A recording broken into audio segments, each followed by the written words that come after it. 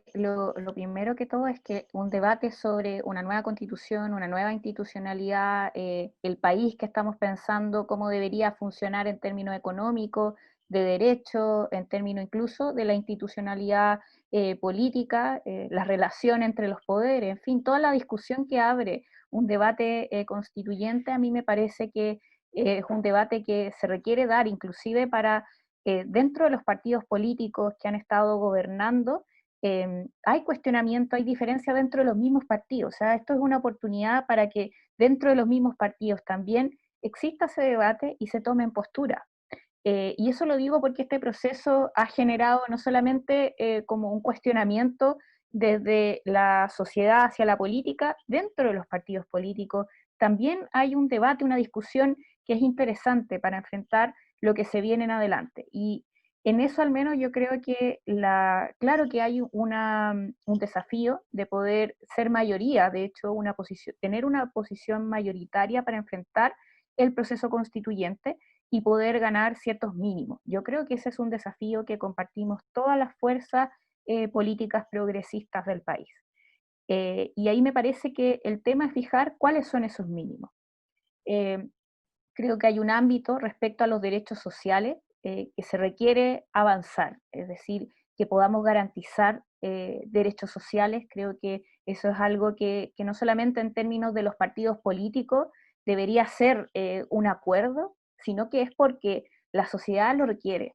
La sociedad requiere ese piso mínimo para poder seguir manteniendo este pacto social y para que efectivamente una nueva constitución pueda cambiar las realidades concretas de la gente. Yo sé que una nueva constitución es como un principio, ¿cierto? Es el principio para un proceso posterior, que va a ser mediante debate de futuros proyectos de ley, ¿cierto? Pero nos va a abrir la cancha para poder dar esa discusión de manera democrática.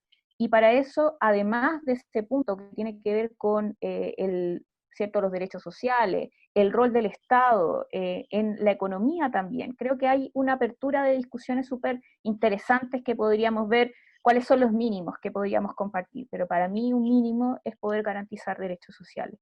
Y también hay otro aspecto respecto a la democracia y a la institucionalidad que tenemos y que lo dijo Marcela, yo comparto. O sea, a mí me parece que una nueva constitución y el proceso abierto tiene que ver con un cuestionamiento que se hace respecto a la participación de la ciudadanía en las decisiones más relevantes e importantes del país.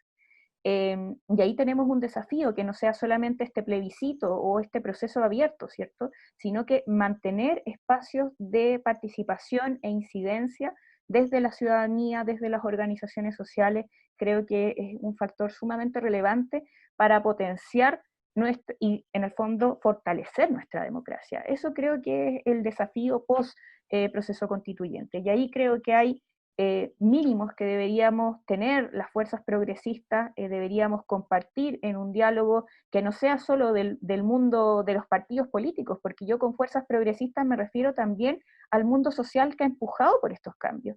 Y ahí también tenemos un desafío de generar un diálogo que no solamente sea en cuatro paredes, ¿cierto? Que es como la forma en que ha procesado en nuestra institucionalidad los diálogos respecto a las decisiones y las decisiones más importantes del país, sino que sea abierto, que sea inclusivo, que incorpore visiones.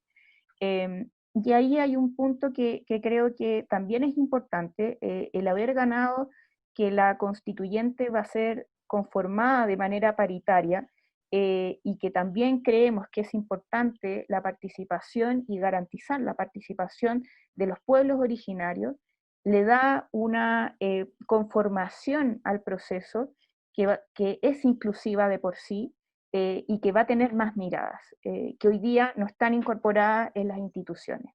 El hecho de tener una constituyente paritaria y, por ejemplo, un Congreso que no lo sea, que a pesar de todos los cambios sigamos siendo el 22 o el 23%, creo que va a generar un cambio, porque ahí hay una apertura a que el 51% de la población esté representado, y así debería ser respecto a lo que queramos dejar establecido desde la constituyente, ¿cierto? Y la institucionalidad para futuro. Eh, Yo ahí respecto al actual momento que estamos viviendo, a la crisis sanitaria y cómo la enfrentan también las fuerzas progresistas, y acuño este término porque creo que es más inclusivo, ¿cierto? Que eh, solamente hablar de la izquierda, que es mi sector político, porque creo que también hay que tener apertura a dialogar y ver puntos comunes, pero sí creo que frente a una crisis sanitaria como la que estamos viviendo, a mí me parece que sería muy dañino que la salida sea la profundización del modelo neoliberal. Y veo con peligro que hay algunas propuestas que plantean un poco eso, y que se termine traspasando los costos de esta crisis tremenda que estamos viviendo hacia la y los trabajadores, hacia las mayorías, y que el gran empresariado, ¿cierto? Los sectores económicos que tienen una situación más privilegiada en nuestro país no se comprometan con el costo que va a implicar esta crisis.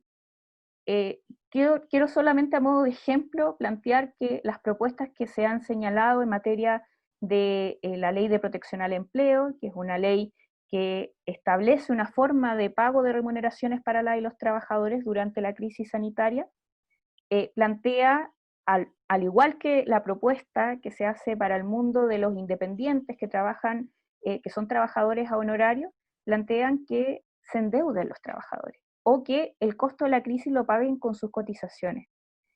Y si uno mira hacia el otro lado, ¿cierto? ¿Qué está sucediendo con la LIT? ¿Cómo está aportando esta crisis?